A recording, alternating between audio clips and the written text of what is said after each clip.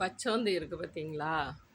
அந்த பச்சோந்தி வந்து மரத்துக்கு மரம் ஏறும்போது, அந்த மரத்தினுடைய கலர் எப்படி இருக்கோ, அதுக்கு தகுந்த மாரி நம்ப ஆபத்துலேருந்து கவுந்து பண்ணிக்கணுன்ட்டு அதனுடைய நிறத்த மாத்திக்குமாங்க.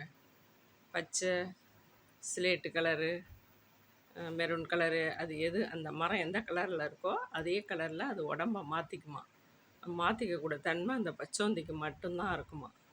அதேமாரி சில மனிதர்களும் உண்டுங்க. அவங்களாம் என்ன பண்ணுவாங்கன்னா, உள்ளொன்று வைத்து புறமொன்று பேசுவார்கள் அப்படின்னு ஒரு பழமொழி. அது மாதிரி உள்ளார அவங்களுக்குள்ள அப்படியே ஒரு வெறுப்புணர்ச்சி, ஒரு கடும் சொற்களால் கிடாவுன்னு நினைப்பாங்க. ஆனால் அந்த நேரத்துக்கு ஏன் இப்படி சொன்னீங்கன்னு கேட்டோன்னா அப்படியே மாற்றிடுவாங்க. பச்சோந்தி மாதிரி அப்படியே வார்த்தைகளை மாற்றிடுவாங்க. இதுக்காக தான் அதை செஞ்சேன், அதுக்காக தான் இதை செஞ்சேன் அப்படின்னு சொல்லிட்டு மாற்றிடுவாங்க. அதனால தான் சில பேரை வந்து நம்ம பச்சோந்தியோட பச்சோந்தி இருக்குது பார்த்தீங்களா, பச்சோந்தியோட நாம் அதை ஒப்பிட்டு பார்க்கலாம் சில மனிதர்களை.